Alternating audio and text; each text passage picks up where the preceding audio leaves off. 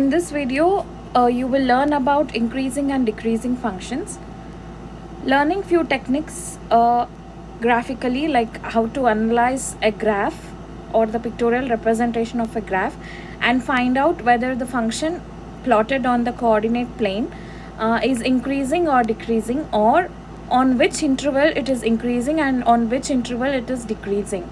So that is the functional values where it is increasing and the functional values where it is decreasing. You will be able to find out all this as we go on through the processes in this video. So it is very useful when you are dealing with analyzing a real life model. It will be very useful if you know whether a function is decreasing or increasing. But for example, if you are working in a company, or if you own a firm, or if you are an employee of a company within sales or marketing, etc. So you will have to know during which period your sales were more, so that you can analyze your marketing strategies, and based on that you can change them accordingly for better profits. So we can say that the function f is said to be increasing when its graph rises and decreasing when its graph falls. So the statement that I made now can be mathematically defined, or you can define it in mathematical terms like this. So definition: f is increasing, that is the function f is increasing on an interval I if f of x1 is greater f of x1 is less than f of x2 when x1 is less than x2. So that is, as you increase the input values, your functional values will also increase. So coming to the graph that is below here, so you can see that x1 is here and x2 is here. So if you move towards right, it means that the values of the points is increasing. So x2 is greater than x1. So similarly, the corresponding functional values are here. So f of x1 and f of x2. So f of x2 is higher.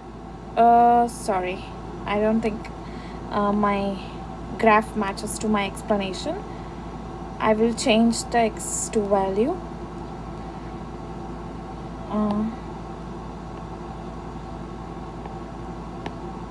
Okay, so I will consider x2 to be here. I'm sorry. Okay, I will consider x2 to be here. So its corresponding f of x2 value is here. So f of x2 is here. It is higher than f of x1. So on y-axis, as you move higher, so the values of the points will increase. So when x1 and x2, when x2 is greater than x1, f of x2 will also be greater than f of x1. So then you say that the function is increasing. So similarly, the opposite of this, f is decreasing on an interval I if f of x1 is greater than f of x2 when x1 is less than x2. The input values are increasing, but the functional values will decrease. The corresponding functional values will decrease. That you can see it here. So if I consider x1 to be here and x2 to be here, so this is x1 and x2, that the things that I'm marking in green represents the one for decreasing function. So their corresponding functional values are here, f of x1 and f of x2. You can see that x2 is greater than x1, but still its functional values are falling down. That is, f of x2 is below f of x1, Therefore f of x2 will be less than f of x1. So in this case, or in that interval of input values, the function is decreasing. So this will define the increasing and decreasing functions. So we can learn more about this using an example. So I did not need this graph actually, or I can, yeah, I will use them to explain this further. So if I have a function which looks like this on the coordinate plane, or if I have it to be something like this on the coordinate plane. So we say that here you can see that if this is x1 and this is x2, this would be f of x1 and this would be f of x2. So what is happening to the functional values? They are coming down, that as x increases, the values of the input increases. The functional values when plotted on the coordinate plane looks as if there is a fall in the values, right? So f of x2 is below f of x1. Therefore f of x2 is less than f of x1. That means the function is decreasing. F is decreasing in this case. So the same thing applies here. If this is x1 and this is x2, when the x values definitely are increasing, that is x2 is greater than x1, their corresponding functional values, that is f of x2 is higher than f of x1 graphically. So therefore the function is increasing. So f is increasing. So we will do a word problem kind of a thing, or a graph analysis, so that we can even find domain and range, as well as the intervals where the function is decreasing or increasing. So this is actually your exercise number 58 in your book. So the graph gives a sales representative's distance from his home as a function of time on a certain day. So that is at a particular time. So the plot, that is the red line, would represent the distance from his home. Okay, so you have certain questions that you need to answer analyzing the graph. That would be, first question would be determine the time interval on which his distance from home was increasing and those on which it was decreasing. So determine time intervals where his distance from home was increasing and decreasing.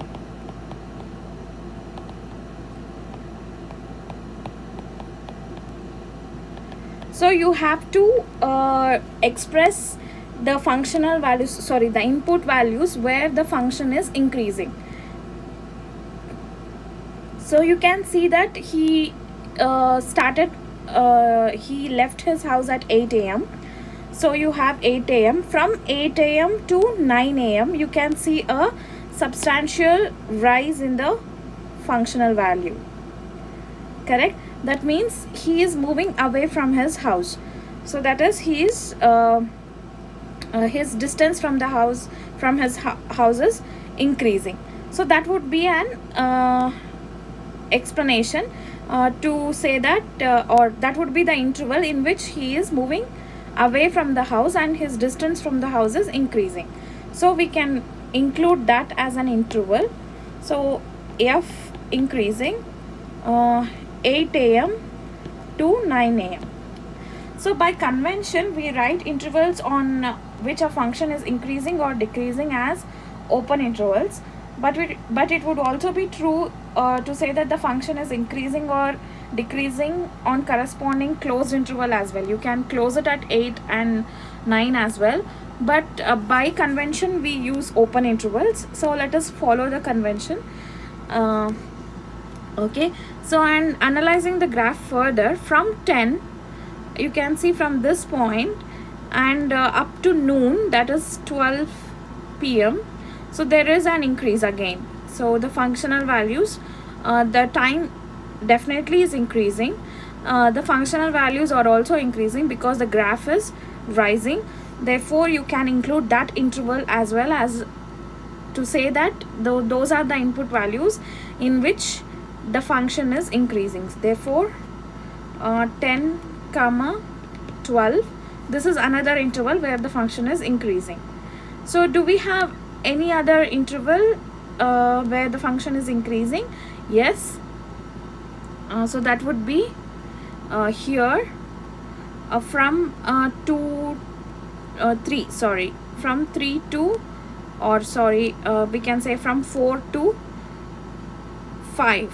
So you have this region where the function, that the thing that I'm marking in blue, so where the function is rising and it says that it is increasing, that is the functional values are increasing as the input values also increase. So that represented as an interval would be 4 p.m. Okay, it's better you write am or pm. 4 p.m. to 5 p.m. Okay, so now the same thing, in the same way we can analyze when the function is decreasing. So function is decreasing, that would be where the function, you can see the graph falling down, or the functional values decreasing as the input values increases. So that would be, I'll mark it in yellow. So this is the region where it is decreasing, correct? That would be 1 p.m. to 3 p.m. So 1 p.m. to 3 p.m. Okay, and again it is decreasing here, that is in the evening. I think he's heading back towards home, right? So this would be a decrease in the distance of himself from his house. So the interval expressing that decrease, input values where the function is decreasing as an interval would be 6 p.m. to 8 p.m.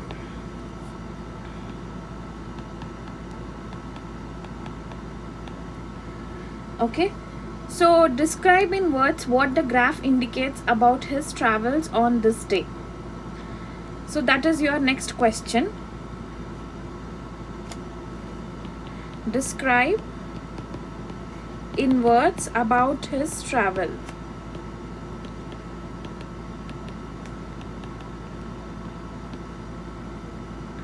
Okay, so that means he leaves his house at 8 a.m. and moves away from his house, that is travels far from his house up to 9 a.m. and he has a constant function, that is this particular region here is parallel to x-axis. Therefore that would be treated as he's constant there.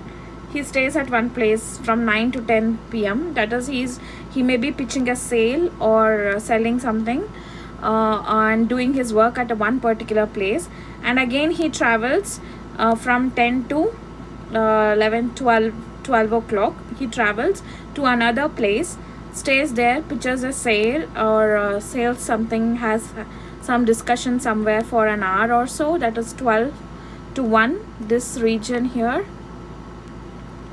which is parallel to x-axis, and then he comes back home maybe for lunch, or he comes very closer to the house where maybe for lunch or to another place. We can't tell what it is. So he comes closer as the evening approaches, so that he can he again moves far. So just analyze the things that is happening, like when does he move far and when does he sell, when is he having a discussion with his customer or someone, so that you can write it in words. That would be an answer to the second part of the question. So the last one would be, find the net change in his distance from home between noon and 1 p.m. So your C would be, find the distance, that is, sorry, net change, yeah. Find the net change in his distance from home between noon and 1 p.m. So going back to the graph, you can say that you do not have any values. I cannot see any values on my y-axis, so how do you expect me to find the distance?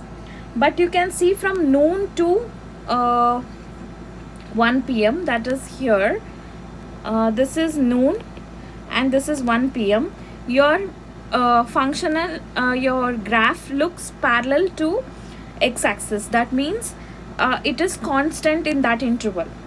So if it is constant in that interval, so his distance is constant. He is at the same distance from his house at 12 as well as at 1. So if I consider this function to be f and this particular point, so that is noon to be a and 1 to be b, this would be f of a and f of b. We can see that f of b and f of a are equal. So net change by formula represents, net change is f of b minus f of a, where b is less than a, right? So f of 1 p.m. minus f of 12 p.m. would be equal to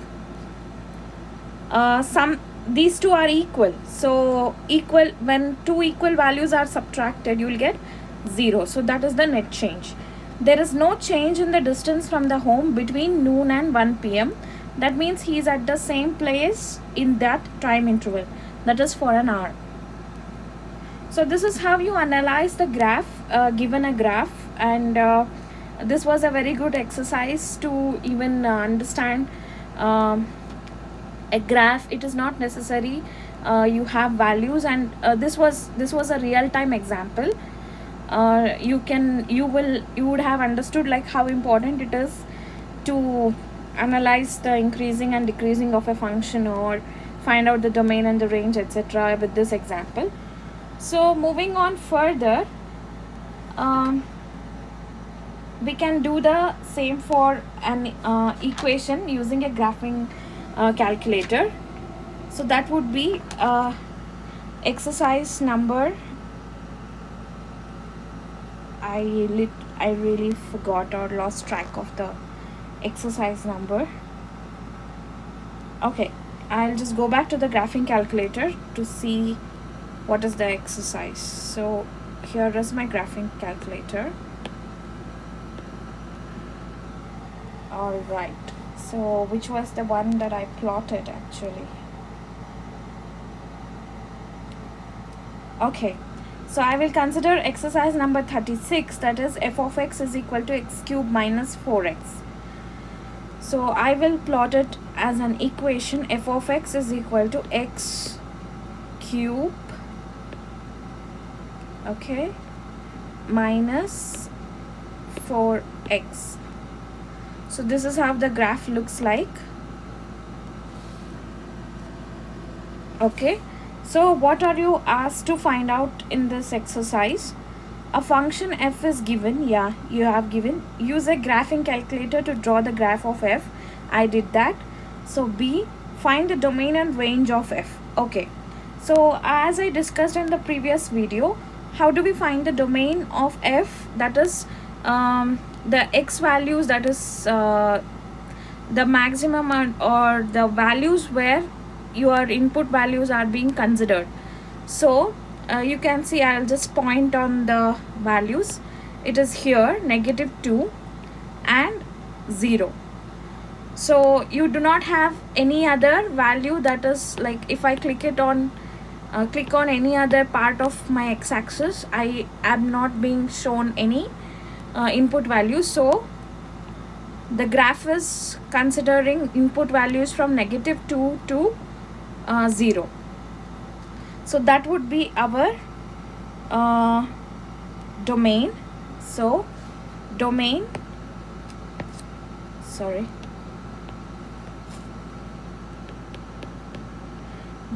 of problem number, or domain of f of x is equal to x cube minus 4x would be interval -2 comma 0, closed interval -2 comma 0, and range would be the values on the y-axis. So you will have to look for the y-axis now. So we will go back to the graphing calculator. So you can see that this is a never-ending process. So if I keep like increasing the values of y, it is a never-ending process, both the sides. So that would be -infinity to infinity. That would be the range of the function f of x is equal to x cube minus 4x. So that would be -infinity to infinity. So we solved our second part of the problem. The third part is state approximately the intervals on which f is increasing, on which f is decreasing. So looking at the graph as we did in our previous problem. So looking at the graph, you can see that from -infinity up to the y-intercept, that is up to the -2 or even above that, here till here, that is -1.154700 and something. So up to there you have the values to be increasing, that is the graph to be rising. Therefore we can include that interval. So f is increasing -infinity to 1.54 something. You can write the points for up to 4 decimal points. Then you can see again from here, that is another extremum, that is it was 1.154. okay, I'll change it. So positive 1.154 to infinity. So it is rising, correct? So that is again the input values where the function is increasing. So you can include even that interval. So this was 1.154 union again 1.154 to infinity. So in this interval you have the function to be increasing, and f is decreasing. Going back to the graphing calculator, f is decreasing from this point, that is -1.154 to this point, that is +154. The functional value is decreasing. So I will just draw it using a pen. So here you can see a decrease, right? So that would be from -1.154 to, this is -1.154 to +1.154 and so on. So in this function, in this interval, so you have to be careful. You have to write the input values where your function is rising or your function is falling, that is your function is increasing or decreasing. You should not write the functional values. You should write the intervals where on which f is increasing. It means that the intervals of the domain, that is the input values for which you have the function to be increasing and the input values for which the function to be decreasing. Okay, so yeah, this is how we analyze, and that's that is all we have to do with the question. So this is how we analyze the graph or plot the graph, and analyzing certain things in the graph, you can find out whether the function is increasing or decreasing. Now it's time for your quiz. Quiz 2.3.3. This would be number 42 in your book, page 180. I know that you are asked to calculate things using graphing calculator. You can do that, but make sure you draw a small graph by the side of your answer, just to provide proof of whatever you are doing, like provide proof for your answers. So draw a graph, or you can even take a printout of your whatever you are using, your graphing calculator, and attach it, or take a picture and attach it in your homework or quiz, so that I can see that you really worked it out, like you really plotted it using a graphing calculator. So that would be a proof for it. So in the next video, we will learn about local maximum and minimum. See you soon. Thank you.